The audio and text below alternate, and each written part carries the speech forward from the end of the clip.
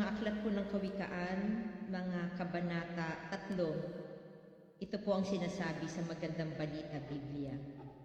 Payo sa mga kabataang lalaki. Anak ko, ang aral ko ay huwag mong lilimutin. Lahat ng aking utos sa isipan mo'y itanim. Upang araw mo'y tumagal, humaba ang iyong buhay, at maging masagana sa lahat ng kailangan. Pananalig at katapatay huwag mong tatalikuran. Ikwintas sa iyong leeg at itanim sa isipan. Sa gayon, malulugod sa iyo ang Diyos at kikilalanin ka ng mga tao. Kayawi ka magtiwala, buong puso at lubusan, at huwag kang mananangan sa sariling karunungan. Sa lahat ng iyong gawain, siya'y nga'y alalahanin, upang ika'y patnubayan sa iyong mga tatahakin. Huwag mong ipagyabang ang iyong nalalaman. Igalang mo't sundin si Yahweh at lumayo ka sa kasamaan. Sa gayon, ikaw ay lalakas at magiging matatag. Mawawala ang pighati, gagaling ang iyong sugat. Parangalan mo si Yahweh sa pamagitan ng iyong mga kayamanan. At mula sa iyong mga pinakamainam na ani, siya ay iyuling handugan. Sa gayon, kamalig mo ay lagi ng aapaw, sisidlan ng inumin ay hindi nga matutuyuan. Purihin po ang Panginoon sa pagkabasa po ng kanyang mga salita. Tayo po'y manalangin. Pinupuri ka po namin at pinasasalamatan ka po namin, o dakilang Diyos, sa iyo pong kabutihan, sa iyo pong pagpapala, sa iyo pong pagmamahal, sa iyo pong pagpapagaling, Lord, sa amin. Pinupuri namin ang dakilang mong pangalan sapagkat ikaw lamang, o Panginoon, ang nararapat na itaas, ikaw lamang nararapat na sambahin sa katotohanan at sa Espiritu. Salamat po, o dakilang Diyos, sa maghapon na kami po ay binigyan niyo po ng buhay, kalakasan. Salamat po, Panginoon, sa inyo pong paalala, Lord, sa amin na kami po ay dapat na makinig sa iyong mga salita, sapagkat ang nais mo, dakilang Diyos, sa buhay namin, kami po ay matuto, kami po ay maitama ng aming pong mga gawi, kami po ay magabayan mo, Panginoon, sa tamang landas po ng buhay. Mahalin po namin, Panginoon, ang iyong salita. Kauhawan po namin ito, Panginoon. Tulungan niyo po kami, o Banal na Espiritu, sa oras na ito, na marinig ang iyong salita. Makita namin, dakilang Diyos, ang kadakilaan mo po sa buhay namin. Salamat po sa mga nagdaang araw na kami po yung pinagaling sa aming mga karamdaman. Ibinangon niyo po kami, pinalakas niyo kami, tinayo niyo kami, Panginoon. Salamat po sa mga pagkain aming tinatanggap sa araw-araw. Salamat po sa pamilya na meron po kami. Salamat po sa pananampalataya na inyo pong pinagtitibay, Panginoon, sa pamagitan po ng mga pagsubok, sa pamagitan po ng mga hamon po ng buhay. Salamat po, dakilang Diyos, sapagkat lahat ng aming kalakasan, lahat ng pangako mo, Panginoon, ay nagmumula po sa iyong mga salita. Kaya, Panginoon, sa aming pagharap po sa iyo sa gabing ito, pakalinisin niyo po ang aming mga puso, ang aming isipan, ang aming mga salita. Patawarin niyo po kami, Panginoon, sa aming mga kasalanan. Tulungan niyo po kami, O dear Holy Spirit, na magpakumbaba, na ang buhay namin ito ay ialay po namin sa iyo, Panginoon, habang kami po may lakas, habang kami po ay nandito po sa mundong ito. May purpose ka, Lord, kung bakit kami po ay patuloy na nakatindig sa taong ito, Panginoon. And Lord, I declare, Lord, the anointing fall, Panginoon, sa inyo pong lingkod. Si Pastor Edric, Lord, na magdadala ng mabuting balita ng salita. Let your anointing fall upon him, O God. Let your Spirit, Lord, empower him, O God. And Father God, saturate us, O God, with your holy word, O God. Na kahit na po nasa online kami, Lord, your name is powerful, O God. Your message is powerful because you are His message, O God. Maraming salamat po, Panginoon, sa gabing ito. And Cover us with your precious blood, O Abba Father. Selyuhan niyo po kami ng banal na dugo. Let your mercy be our shield, O God. And we declare, Lord, yung holy lugar namin, Panginoon, let it be holy, O God. Let there be a holy interruption, O God, sa aming pakikinig sa iyong salita, Panginoon, sapagkat nangungusap ka, takilan Diyos, sa puso po namin. Maraming salamat po, takilan Diyos. Tanggapin niyo po, Lord, ang aming papuri at pagsamba sa iyo. Ito pong aking dalangin sa pangalan ni Jesus na aming Diyos tagapagligtas. Amen. Amen. Magandang gabi po sa ating lahat.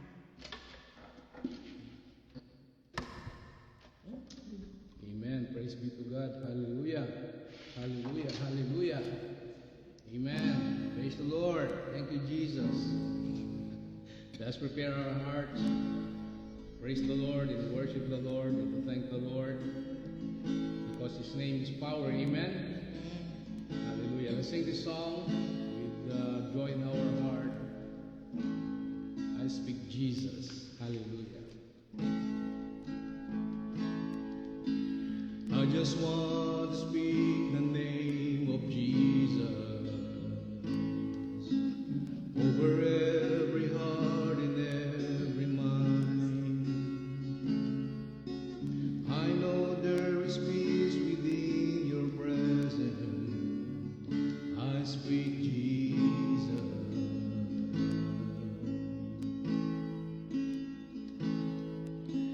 I just want to speak the name of Jesus. Every dark addiction starts to break, declaring there is hope and there is freedom. I speak Jesus. Your name is power. Your name is healing. Your name is life. Break every stronghold. Shine through the shadows. Burn like a fire. Your name is power. Your name is healing. Your name is life. Break every stronghold. Shine through the shadows. Burn like a fire. I just want to speak the name of Jesus over fear and all anxiety. To every soul captured by depression, I speak Jesus. Your name is power. Your name is healing. Your name is life. Break every stronghold. Shine through the shadows. Burn like a fire. Your name is power. Your name is healing. Your name is life. Oh, break every stronghold. Shine through the shadows. Burn like a fire. Come on, let's sing. Shout Jesus from the mountain. Hallelujah. Shout Jesus from the mountains. Jesus in the streets. Jesus in the darkness over every enemy. Jesus for my family. I speak the holy name of Jesus. Whoa. Shout Jesus from the mountains and Jesus in the street. Jesus in the darkness over every enemy. And Jesus for my family. I speak the holy name of Jesus.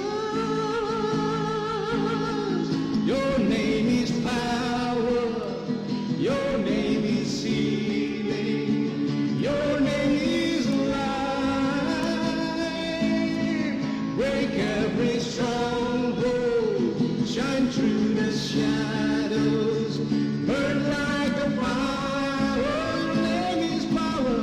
Your name is power. Your name is healing. Your name is life.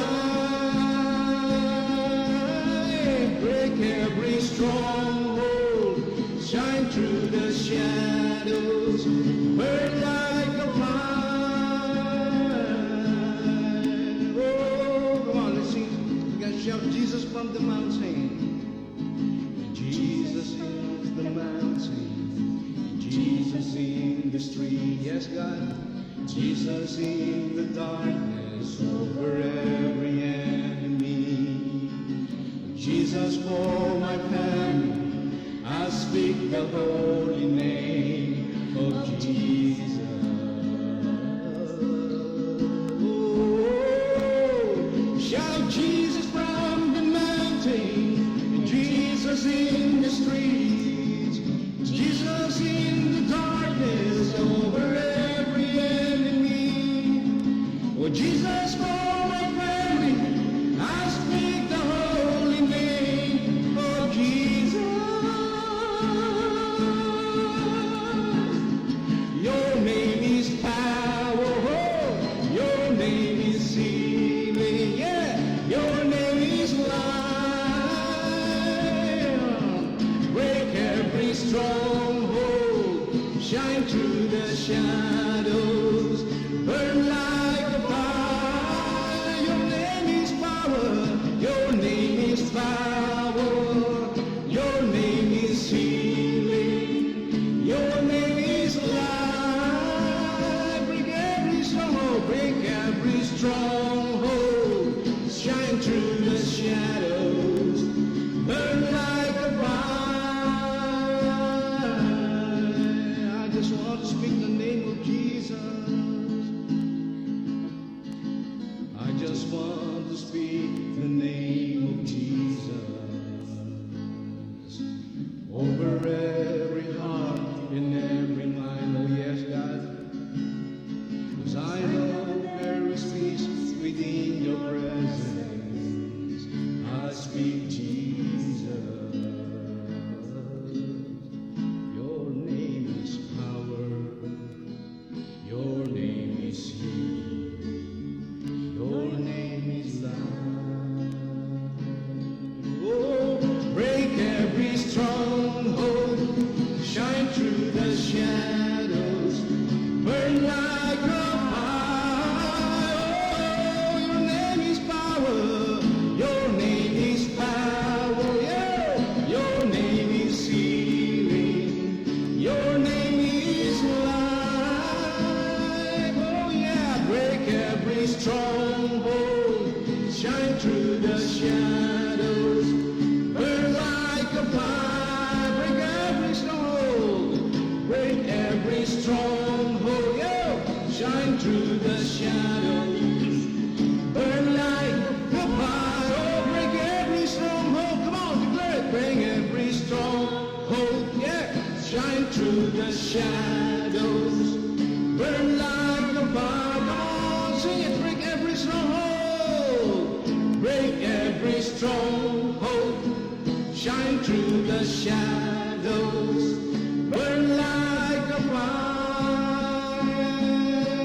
Oh, your name is power, your name is power, your name is healing. Oh, your name is life. Your name is power, your name is power, your name is healing. Your name is life. Come on, your name is power. Your name is power. Your name is healing. Your name is life. Your name is power. Your name is healing. Oh, your name is life. Oh yes, Lord, we speak the name of Jesus. We speak your name, Jesus. Your name is power.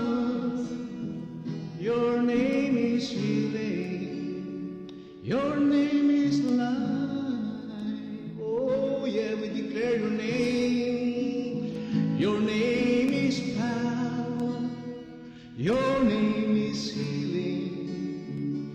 Your name is life. Your name, Jesus. We speak your name, Jesus. We speak your name, Jesus. Oh, we bless your name. We glorify your name, Jesus. Hallelujah. Amen. Hallelujah. Sige po, bigyan po natin po ng malakas na clap offering. The name of Jesus is power. Your name is healing. Your name, Jesus, is life. Hallelujah, God. Hallelujah.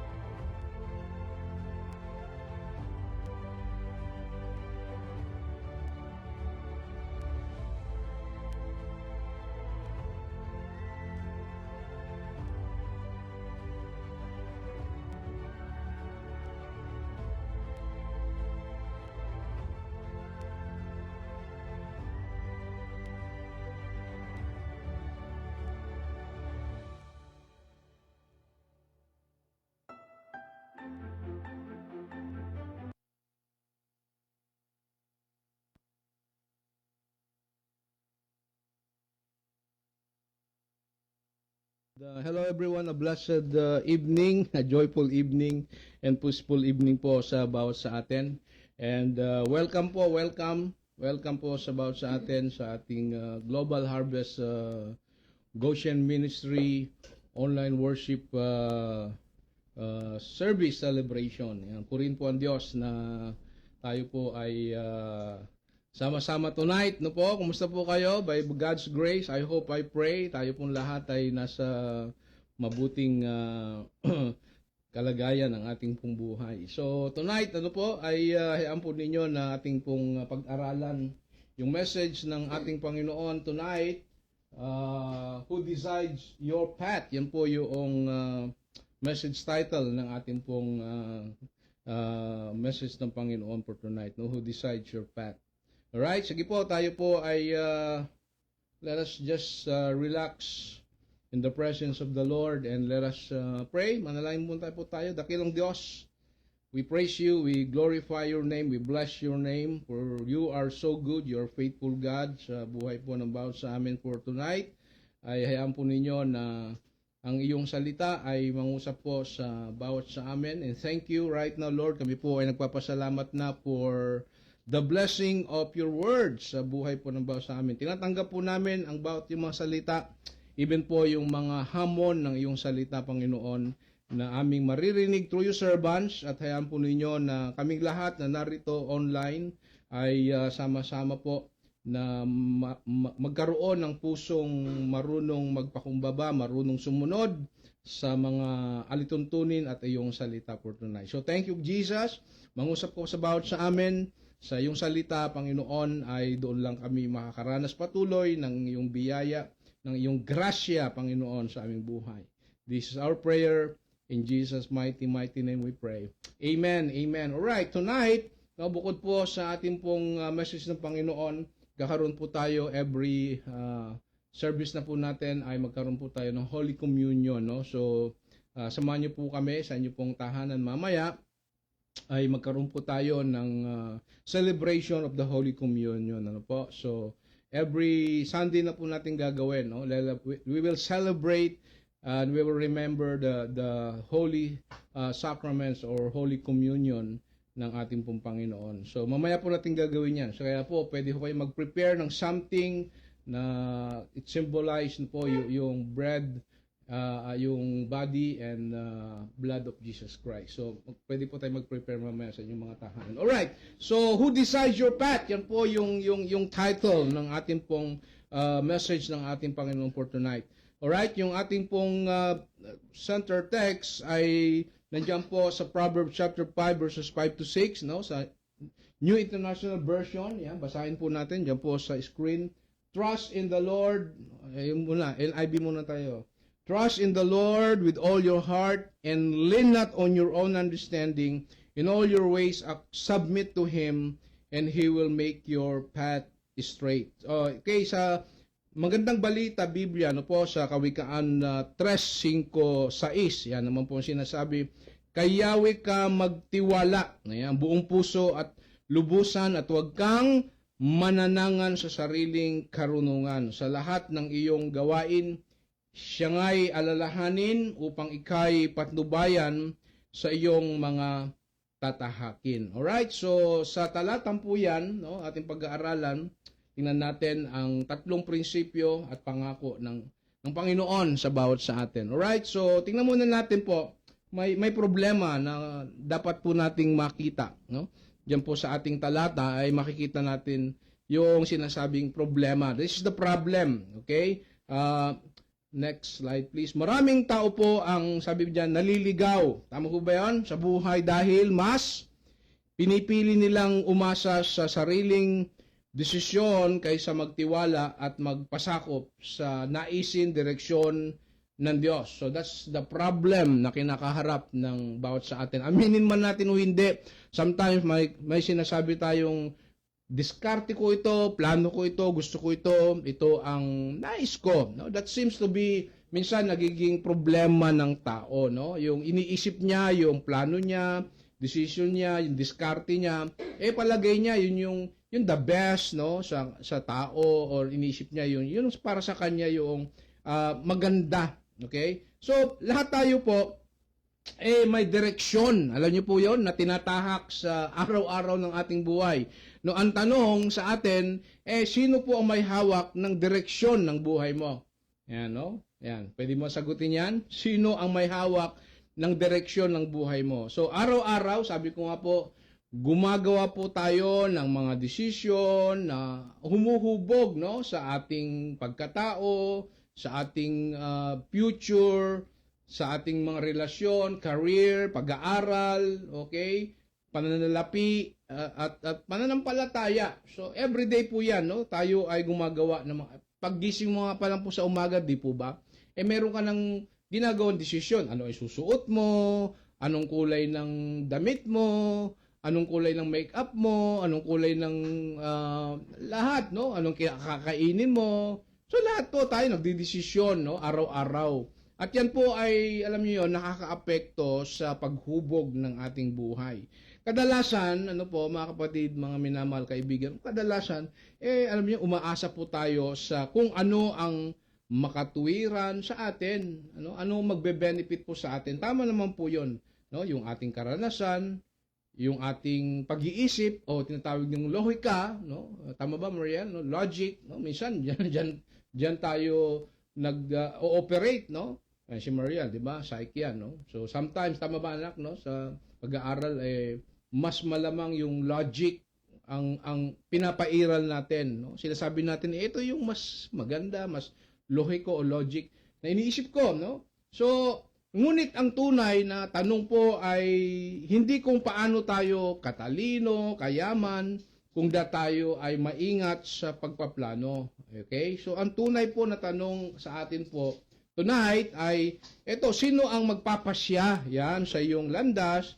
Ikaw ba ang taong nasa paligid mo, ang asawa mo, ang magulang mo, yan, ang pamunuan ba ng bansang ito, ang gobyerno ba, ikaw ba, tayo ba, ang iglesia ba, ang relihiyon mo ba, o ang Diyos, yan po, ang magpapasya sa iyong landas na gusto niyang tahakin. So, alam niyo po mga kapatid, mga kaibigan, hinahamon po tayo ng ating text for tonight, ng Proverbs chapter 3 verses 5 to 6 na binasa ko kanina, or sa Kawikaan 3:5-6, sa isang tinatawag pong radikal na katotohanan. No? Radikal po ito na katotohanan, ang pagtitiwala po sa Diyos ay nangangahulugan po ng pagsuko ng kontrol sa buhay po natin. No? Inaanyayahan po tayo at diskubrihin po natin sa pamamagitan po ng text po na ito, Proverbs chapter 3 verses 5 to 6. Okay, inaanyayahan po tayo na tumigil sa desisyon, no, sa ating mga buhay na kung minsan alam natin sa dulo ng desisyon natin ay sumasablay tayo minsan, no. Sa sariling pagdedesisyon, tayo po ay sumasablay doon sa sariling pag-unawa at sinisimulang kinikilala natin na mali pala ako, no? Hindi dapat 'yun ang ginawa ko, hindi dapat 'yung decision, hindi pala 'yun dapat ang direksyon na dapat kong tahakin. Dahil po ang landas po ng buhay po ay hindi lamang po natutukoy ng, ano niyo po 'yon, mabubuting intensyon. Right, tama naman po 'yon, no? Mabuti, maganda 'yung intensyon po natin, mga plano po natin, right? Kundi kung sino po ang pinapayagan nating pamunuan tayo sa lahat ng mga plano, desisyon, at maging sa kinabukasan ng ating buhay. So ngayon pong gabi, no po, may good news tayo. Ngayon matutuklasan natin na kapag ang Diyos, no po, ang Diyos ang nagpapasya yan sa landas, sa plano natin, kahit ang mga hindi tiyak po na daan ay humahantong sa isang tiyak na patutunguhan. Sabi mo, tiyak, no? Tiyak na patutunguhan. Yan po ang maganda sa ating pag-aaral. So, who decides your path? Number 1 principle, point 1 is this. Trust God fully, not partially. Ayan. Sabi mo nga, trust God fully, not partially. So, sabi po sa text natin, no, sa Kawikaan 3 verse 5, no? Magtiwala ka saan? Sa Panginoon. Nang alin? Ng buong puso mo. Nakita ko na yung logic, no? Yung logic, no? Buong puso, hindi po half-hearted or not partial, hindi po 90%, 95%, even 99.9%. Alam mo, si Maming Valerie ngayon, meron siyang pinagkakaabalahan. Ano yung pinagkakaabalahan mo, Mami? Coloring book. Yan, si Mami ngayon ay minamaster niya ang coloring. Magko-color po si Mami, no? Sometimes, kahit na sa gabi na, talagang na-enjoy niya yung pagkukulay. Di ba, Mami? No? So sometimes nagbibiroan kami ni Beth saka si Uncle Rudy at si Mariel. Sabi ko, bigyan naman natin ng grade si Mami. Si Uncle Rudy ang binibigay na grade 74. Wow, sabi ko, napakatipid mo naman. Ano mo namang bigay ng grade. Pero isang araw narinig ko, yan, 99. O ba? Praise God, no? Kaya alam niyo 'yon. So, ba't nabanggit po ito, no? Dito sa ating text, sabi doon, trust God fully, not partially. Buong puso, no? Buong puso, hindi po 74, hindi 75, hindi po 99, 9.9, buo, no? Ibig sabihin 100%. Amen? So, ibig pong sabihin, no, mga kapatid, mga kaibigan, ang buong tiwala po sa Diyos, ibig sabihin po ay hindi lang paniniwala kapag maganda po ang sitwasyon, diba ba? Kundi pagsuko po ng kontrol, ayan, kahit hindi malinaw ang susunod na hakbang, alright? Kapag partial, sabi mo partial, no? Ang tiwala, parang sinasabi natin, Lord, ikaw na. Pero may hawak pa rin tayong backup plan at sariling, sabi ko nga, diskarte. Pero ano niyo po, ayon po diyan po sa Proverbs chapter 3 verse 5, no? Ang tunay po na pagtitiwala ay, sabi doon, buong puso. Ayan, buong puso. Ano po? Walang kondisyon, walang reservation. Bakit po? Dahil po ang Diyos, no po, ay mas maalam, mas matapat, at mas maasahan kaysa sarili nating diskarte upang unawa. Amen? So, ang problema po ng marami, baka kabilang po tayo dito, ang problema po ng marami ay, sabi natin, half trust, hindi pwedeng partial trust kay God, no?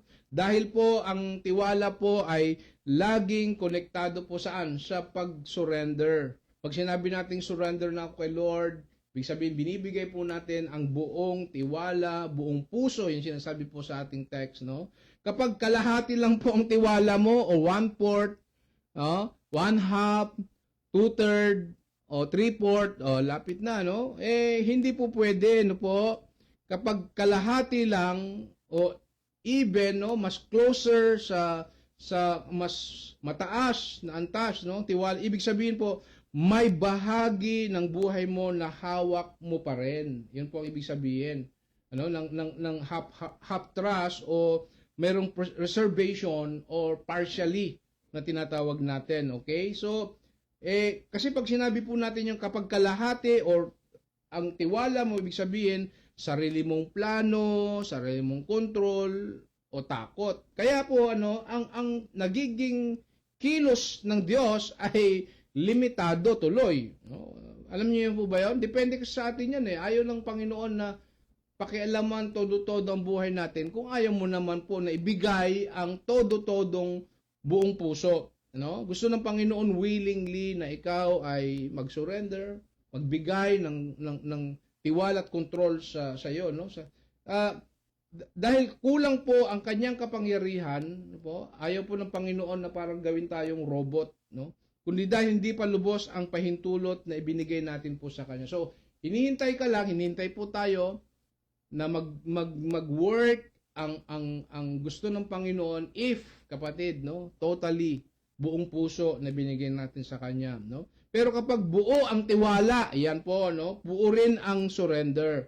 Ano po ibig sabihin? Ibinibigay mo kay God, ayan, hindi lang ang mga bagay po na madali, kundi pati ang mahirap intindihin, ayan, masakit at hindi pa sigurado. Doon po kasi nagsisimulang kumilos po ang Diyos ng buo, ayan, no? Ibig sabihin, ginagabayan niya ang bawat hakbang, inaayos ang mga, tawag natin, mga plano natin na wala sa ayos. No? So, parang sa daan, detour, may mga detour at tinutupad ang kanyang layunin saan? Sa tamang panahon kapag tama na po yung tiwala at buong puso natin sa Kanya. So, ang tunay po ng pagtitiwala, kapatid, no, ay hindi lang kapag convenient or malinaw po ang sagot, no? Trust God, no, fully even when it doesn't make sense. Yan, ulitin ko, no? Trust God fully even when it doesn't make sense. No, wala pa dyan. Yan. Dahil ang Diyos ay gumagawa kahit hindi pa natin nakikita ang buong larawan. Ibig sabihin po nito, no, kapag halimbawa so Google Maps, no, gumagamit tayo ng Waze o Google Maps kapag magta-travel tayo, di ba, hindi pwedeng susunod lang ako kapag straight road. Hindi pwedeng ganon.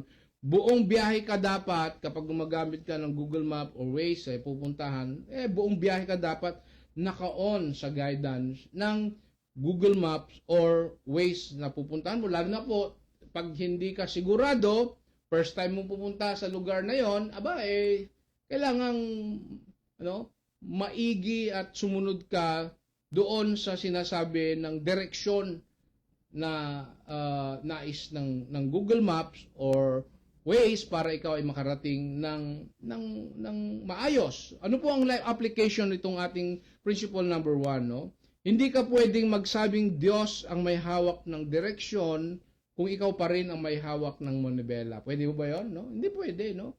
Hindi ka pwedeng magsabing Diyos ang may hawak ng direksyon ng buhay mo, ng pamilya mo, ng karir mo, ng pag-aaral mo, ng plano mo, ng ministry mo kung ikaw pa rin ang may control o may hawak ng manibela, kumbaga, no? Ang pahayag po na ito, ibig sabihin, hindi ka pwedeng magsabing Diyos ang may hawak ng direksyon kung ikaw pa rin ang may hawak ng manibela, ay nangangahulugang po na hindi sapat ang verbal faith kung walang actual surrender. Yan, sinasabi mo, ay may faith ako, meron akong pananampalataya. Kung wala namang pagdating sa action, kumukontra yung sinasabi mong I have faith, pero hindi ka naman sumusunod sa actual na ginagawa mo sa buhay mo. So, maaring, ano yun po yun? Sinasabi po natin na nagtitiwala tayo sa Diyos, right? Right? Ano? Pero kung tayo pa rin po ang nagdidesisyon ng walang pagsunod sa kanyang salita at katotohanan at kalooban, alam niyo po yun, tayo pa rin talaga ang namumuno. Tama po, no? Ang tunay po na pagtitiwala ay makikita lamang kapag handa kang ibigay ang kontrol, ibigay ang todong puso mo sa Panginoon. Sundin ang direksyon ng Diyos kahit mahirap, kahit po maghintay ka pa, kahit po hindi madali, hindi malinaw sa iyo, at tanggapin na siya po ang mas may alam kung saan ka dapat dalhin po ng Diyos. Amen? So number 2, who decides your path? No? Who decides your path? Number 2, stop leaning on your own understanding. Yan po yung pangalawang sinasabi po ng ating talata, no? Sa continuation ng verse 5, sabi doon, at wag kang, sabi doon, manalig saan? Sa sarili mong kaunawaan. Wow, I like this verse, no? At wag kang manalig sa sarili mong kaunawaan. Ibig sabihin po, alam niyo, ang pag-asa sa sariling kaunawaan po ay nangyayari po kapag inuna natin ang sariling damdamin at karanasan kaysa payo ng Diyos. Okay? Hindi po sinasabi po ng Proverbs chapter 3 verse 5 na masama ang mag-isip, ayan, no? Masama ang magplano, kundi mapanganib po ang isip natin ang nagiging final authority. Alalahanin po natin, no, mga kapatid, gusto ko po liwanagin sa inyo. Kaya po mayroon tayong Bible, Holy Scripture, banal na kasulatan. Alam niyo po 'yon, that is the word of the Lord and that is final, no? Final authority ng buhay dapat natin. I-treat po natin ang bawat mga salita, alituntunin, batas, at nais ng Diyos sa buhay natin sa pamagitan ng banal na kasulatan, no? Ay ito yung final authority. Siya yung pinali sa buhay natin. Siya yung nagbibigay ng otoridad. Payagan po natin na ang banal na kasalita ng Diyos, kahit po mahirap, hindi madali, malabo minsan sa ating pag-iisip, sa ating pananaw, sa ating karanasan, pero po sasabihin ko po sa inyo na ang salita ng Diyos, the Bible, the Holy Scripture is the final authority po dapat ng buhay mo, ng pamilya mo, ng pag-aaral mo, ng negosyo mo, ng mga plano mo at ministry ng ating buhay. Dahil po, alam nyo bakit? Kasi po, alam nyo bakit? Limitado po ang pananaw natin at pangkasalukuyan lang ang nakikita. No? Tinatawag tayo ng Diyos na po na magpakumbaba, okay? Na ipagkatiwala sa Kanya ang desisyon sapagkat ang Diyos ang nakakakita po ng buong larawan, no? At ng kahihinatnan ng bawat hakbang. Wow, hallelujah. Kumbaga po sa sa plano, ayan, ng bahay o ng building o anything na kino-construct. Alam na ng Diyos kung ano ang magiging kabuuan, no, ng planong ito. Parang pag ikaw ay arkitekto, no, merong blueprint, no, lahat ng bahay, alam natin 'yon, lahat ng mga building or any structure na tinatayo, meron tinatawag tayong blueprint, no? Yung blueprint po na 'yan ay magsisilbing plano ng kabuuan ng anuman na itinatayo. So yun po yung tinatawag po natin, siya ang nakakakita ng buong larawan at ng kahihinatnan ng bawat hakbang. No? May mga pagkakataon po na sinasabi po ng yan po yung navigation, yung nga po yung Waze o Google Maps, no? Whatever po na gamit po ninyo na apps sa pagpunta sa isang direction, sinasabi minsan ng navigation ng Waze or ng Google Maps, turn left. O tapos magte-turn right ka, di ba? Turn right. Tapos magte-turn left ka naman. Straight ahead, mag-U-turn ka. Sasabihin mo, hindi, mas maiksi yata doon sa kanan. So, sinasabi ng direksyon, kumaliwa ka, kumanan ka, dumiretso ka, pero kumukontra ka naman. doon sa sinasabi ng navigation, ng Waze, or ng Google Maps, no? So, kasi parang sinasabi mo, hindi, mas maganda siguro dito. Depende na lang kung, halimbawa, sabi ko nga, familiar ka sa places, no? Kasi may mga shortcut, no? So, minsan, sinasabi ng navigation, mag-left turn ka, pero alam mo mayroong mas shortcut. Okay? Pero, at the same time, alam mo talagang dapat sinasabi, kaya pag, halimbawa, nag-left turn, sabi ng navigation, ng Waze, or Google, mag-left turn ka, pero kumanan ka, or nag-U-turn ka, or dumiretso ka. Ano sinasabi po ng navigation sa Waze? Recalculating. Tama po? Sinasabi ng recalculating, no? Ano ibig sabihin doon? Kapag sarili mong understanding ang sinunod mo, ba, kapatid, alam niyo yun, kaibigan, kailangan po ng Diyos na mag-recalculate, yan, no? Ng landas mo. Kapag sarili mong understanding ang sinunod mo, hindi ang direksyon ng Diyos, anong ibig sabihin? Para kang nagmamaneho na ayaw sundin ang GPS, ayun, yung navigation ng direksyon. Hindi ka pinabayaan ng Diyos, pero napilitan siyang mag-recalculate. Bakit po? Dahil lumihis ka saan? Sa original na ruta at direksyon at plano ng Diyos sa iyo. So, hindi ibig sabihin nito na nagkamali po ang Diyos. Okay? Hindi po. Tayo po ang lumihis Tama po ba? Tayo po ang lumihis. So, sa ibig sabihin po, sa kanyang biyaya, gumagawa po siya ng, panibagong daan para dalhin ka pa rin sa kanyang layunin. Okay? Kahit hindi mo sinunod yung gusto niya, pero ang Diyos, gumagawa siya ng rerouting o recalculating para dalhin ka pa rin sa tamang daan o direction na nais. So, yung sabihin yung recalculating o rerouting, di ba? Okay? So, pero tandaan po natin, kaibigan, kapatid, no? Mga minamahal, may delay, no? Sa ating pagta-travel, sa atin, minsan kami ni Beth, pag-travel kami. Kahit meron na kaming GPS or Waze or Google Map, may delay, may detour, at minsan may unnecessary accident or unnecessary pain na hindi mo inaasahan. Okay? Kapag hindi po tayo sumunod agad, kaya po ang reminder, gentle reminder po ng Proverbs chapter 3 verses 5 to 6, mas madali, amen, mas ligtas, at mas buo ang biyahe, kapatid, kapag tiwala tayo sa Diyos kaysa sarili nating unawa. Okay? So ano po ang life application nitong ating point number 2? Alright? Ito po application natin. Basahin natin.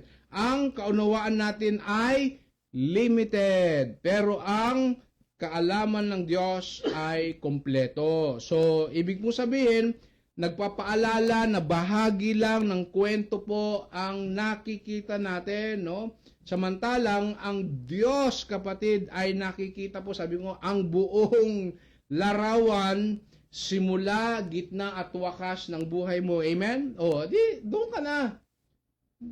Sinabi natin na kung alam ng Diyos ang buong istorya, ang buong larawan, simula, gitna at wakas, na mabuti, maganda, maayos, na pinagpalang buhay. Kapatid, doon ka na sa Diyos na nakakita ng buong plano niya para sa iyo.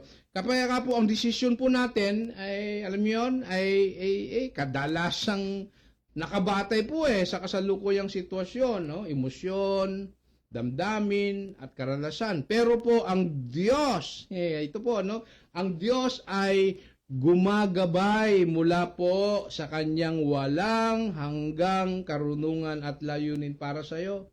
Bakit po? Dahil mahal po tayo ng Diyos. Amen? Nagmamalasakit po siya sa bawat sa atin. Amen? Kaya kapag pinili nating magtiwala po sa Diyos, kaibigan, kapatid, mga minamahal, mga kababayan, kaysa umasa po sa sarili, hindi ito kahinaan, kundi karunungan. Amen? Dahil, bakit po?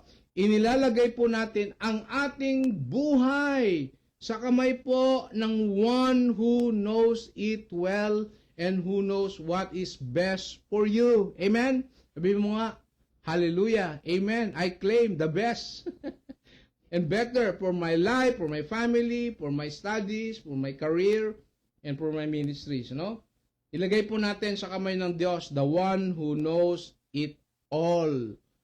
Sa buhay po natin. So number 3 and last, who decides your path? No? Ito po yung point number 3 or principle number 3. Acknowledge God in every step. Sabi mo nga, every step. Acknowledge, no? Sabi po sa verse 6, no? Kilalanin mo siya sa lahat ng iyong lakad. Lahat, no? Ng iyong lakad. Ang ibig sabihin po ng acknowledge God in every step po ay alam niyo, nangangahulugang isama, igalang, at sundin ang Diyos. Ayan, sa lahat ng desisyon at direksyon po ng buhay mo, ng plano mo, ng pamilya mo, ng pag-aaral mo, ng karir mo, ng negosyo mo, at lahat-lahat sa buhay, no? Hindi lang kapag may problema o malaking desisyon, kapatid. Ito po ay practical po na pananampalataya, ibig sabihin, no? Paghingi ng gabay sa panalangin, ano yun? Pagsunod, no po, sa kanyang salita, at pagiging, ano po yun, sensitive, yan, sensitibo sa kanyang kalooban sa araw-araw na lakad, no, ng ating pong buhay. So, alam niyo po, kapag kinilala po natin po ang Diyos sa bawat hakbang, inaamin po natin na siya po ang what? Source ng karunungan at direksyon. Tama po? Amen? At dahil po dito, mga kapatid kaibigan, listen to this, no? Friends, brothers and sisters in Christ. Siya po ang may kapangyarihang ituwid ang ating landas, hindi lang destinasyon ang mahalaga. Every turn ng buhay natin, no? Again, no, hindi mo binubuksan ang GPS mo, ang Waze or Google Maps mo pag naligaw ka lang, tama po? All throughout, binubuksan mo ito bago ka pa umalis, no? Alright?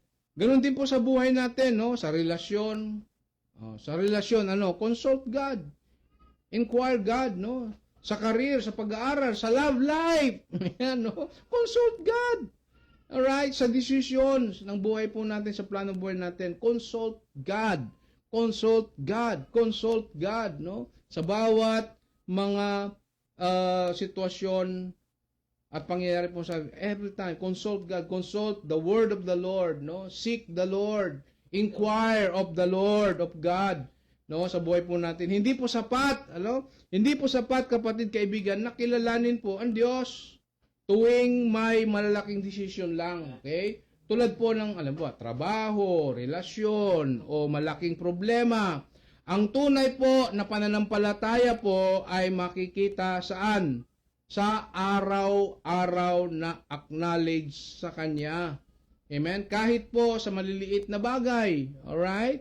Diyan po tayo tetestingin ng Panginoon sa mga small things, small decisions, no? Acknowledge natin siya. Ibig sabihin ni acknowledge, kilalanin. Oh? Alright? Kahit sa maliliit na bagay, paano ka magsalita, paano ka magdesisyon, imagine mo yon, paano ka tumugon, no? Sa stress at hamon ng buhay at ng tao na nakapaligid po sa atin, paano ka tumutugon kapag ang kulit-kulit na, ng kapitbahay mo, ng asawa mo, ng classmate mo, ng office work mo, kinukulit ka, naging parang stress ka na sa kanya. Paano ka tumutugon, kapatid, sa paligid ng buhay natin?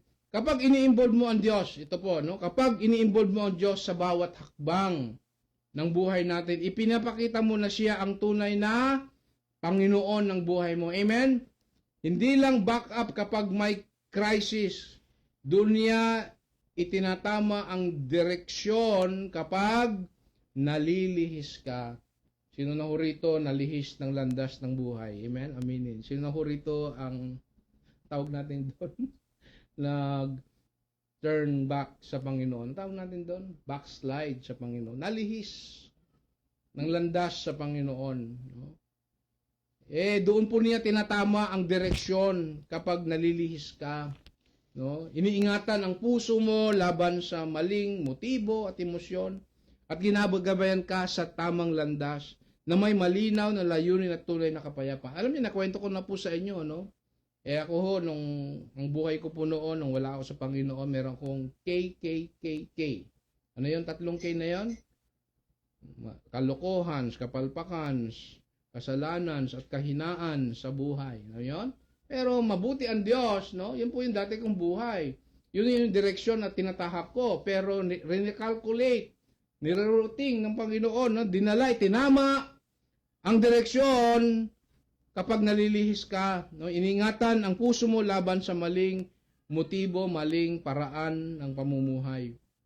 At ginababayan po tayo sa landas na may malinaw po na layunin at tunay na kapayapaan. So, sa madaling salita, kapatid, kaibigan, sa madaling salita, kapag kasama mo ang Diyos sa araw-araw, ayan, ano, hindi ka lang umaabot sa tamang destinasyon, okay? Lumalakad ka rin sa tamang paraan ng buhay po natin. So, ano po yung life application nitong ating pong last point? Oh? Life application, basahin natin. Kung hindi mo na isinasama ang Diyos, huwag kang magtaka kung late din ang direksyon. Yan po yun, no? Kung huli mo na isinasama ang Diyos, o kung hindi mo isinasama ang Diyos sa buhay mo, sa pamilya mo, sa pag-aaral mo, sa negosyo mo, sa business mo, sa lahat ng buhay at perspective, huwag kang magtaka, kapatid, kung late ang mga desisyon. Sabi nga natin ay ang mga bagay na ayaw ng Panginoon sa buhay na dinideny natin, dinidelay natin, nasa atin po yon. So, wag nating sisihin ang Diyos at sinasabi ng Lord, bakit wala po yung blessing? Wala pa po yung pagpapala? Bakit walang answered prayer? Maybe, kapatid, dahil ang sarili mo, ang gusto mo pa rin, ang nag-ooperate sa desisyon ng buhay mo. So, kapatid, ito ay paalala, itong life application po natin, paalala na hindi emergency option ang Diyos, kundi primary guide dapat po ng buhay. Yan ang problema sa buhay natin. Ano po? Bago mauna muna ang Diyos sa mga problema, mga inayos natin, gumagawa tayo ng mga paraan sa sarili natin. Gustuhan natin bago ang Diyos. So kapag sakalang tayo nananalangin o humihingi ng gabay matapos na tayong magdesisyon. Madalas po kasi nahaharap tayo sa kalituhan, delay, at correction. Pero kapag una pa lang po ay sinama na natin, yan, ang Diyos sa pagpaplano, pagdedesisyon, mas malinaw po ang direksyon, kapatid. Mas maayos ang hakbang at mas ligtas ang patutunguhan. Amen? Ano po? Ano pong pangako ng Panginoon dito po sa ating pong pag-aaral? This is the promise of God. No? Next slide, please. Let God direct your path. Yan po yung pangako. Okay? Sabi po doon sa verse 6, at itutuwid niya ang iyong mga landas. Wow! No? Tayo mga magulang, I'm very, very sure, gusto natin na itinutuwid, itinatama. No? Ang ating mga anak, pag alam natin na sila po ay nagkakamali, no? Sila po ay gumagawa ng mga bagay, nalilihis sa atin sa buhay nila. Naalala ko si Daddy one time, no? Malit kami. Minsan lang ako napalo yata ni Daddy, kami ni Neil, no? Dahil nagkamali kami, no? Di palo.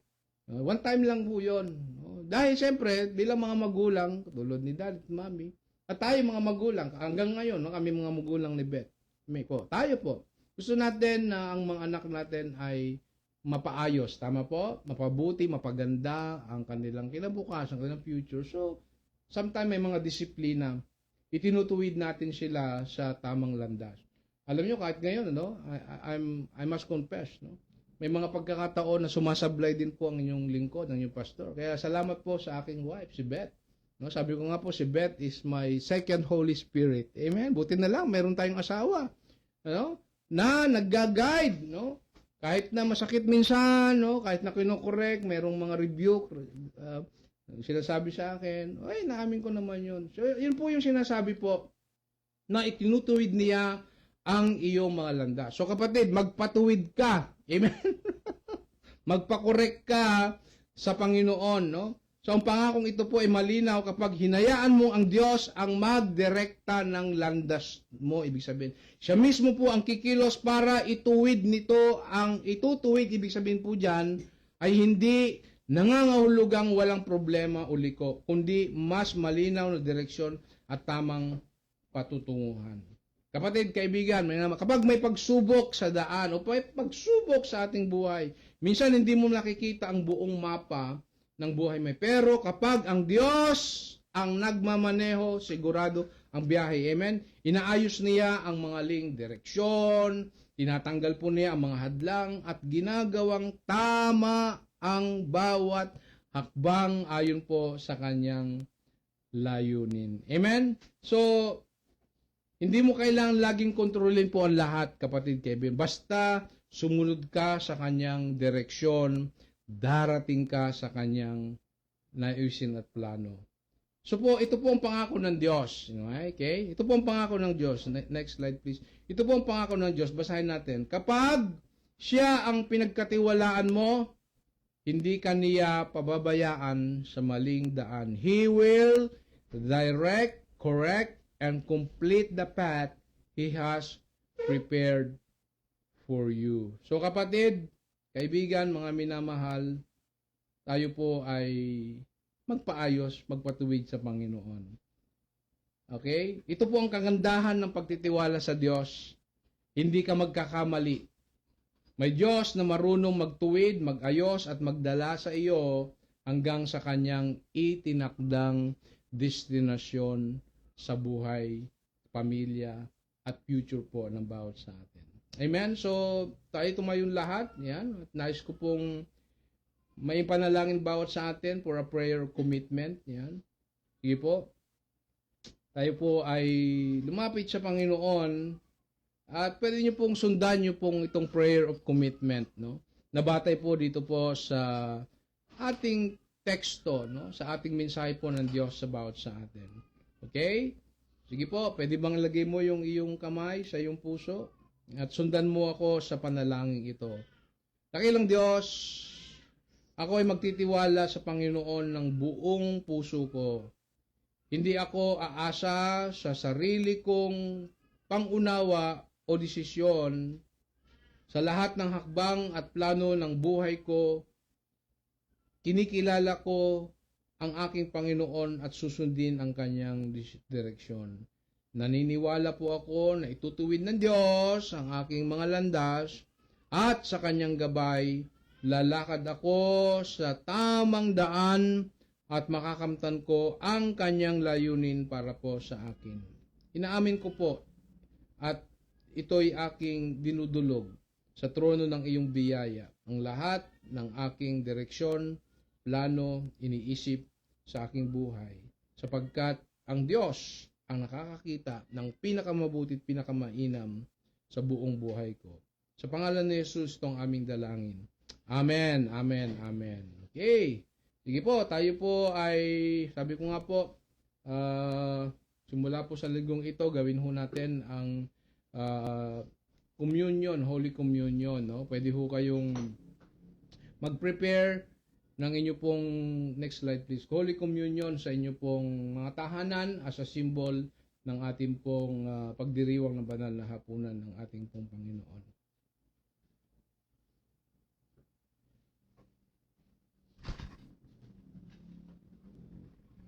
Sige po, atin pong ihanda ang ating pong sarili sa pagdiriwang po ng banal na hapunan ng ating Panginoon. Let us pray, tayo po ay manalangin. Heavenly Father, we thank you for bringing our family together as we take Holy Communion. We remember the sacrifice of Jesus. Prepare our hearts and draw us closer to you. In Jesus' name, amen. The Lord Jesus, on the night he was betrayed, took bread. This is my body, which is for you. Do this in remembrance of me. In the same way, he took the cup. This cup is the new covenant in my blood. Lord Jesus, taas po natin ang bread.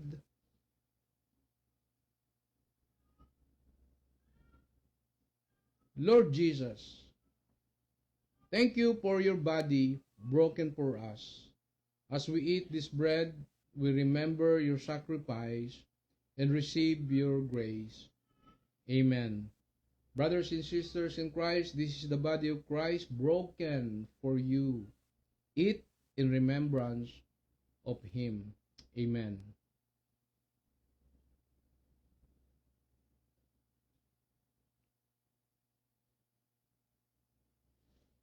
Taas po natin ang cup. Lord Jesus, thank you for your blood shed for us, bringing forgiveness and new life. As we drink this cup, we remember you. Amen. Brothers and sisters in Christ, this is the blood of Christ shed for you. Drink in remembrance of him. Amen.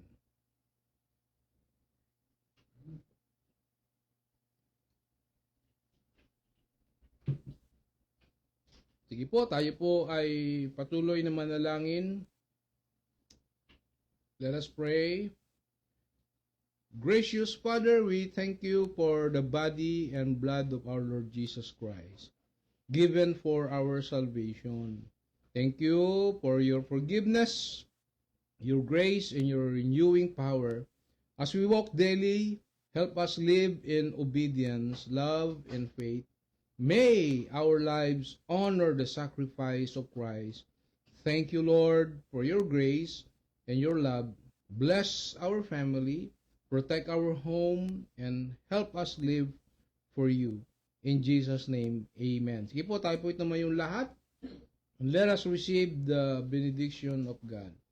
Brothers and sisters in Christ, friends, may the grace of our Lord Jesus Christ, the love of God, and the fellowship of the Holy Spirit be with us now and forevermore. I bless you now in the name of the Father, and of the Son, and of the Holy Spirit. Amen, amen, amen. So, salamat po at thank you for letting me share the word, the message of the Lord tonight. God bless everyone and see you again next Sunday for our Global Harvest Goshen Ministry online worship celebration. Shalom and God bless.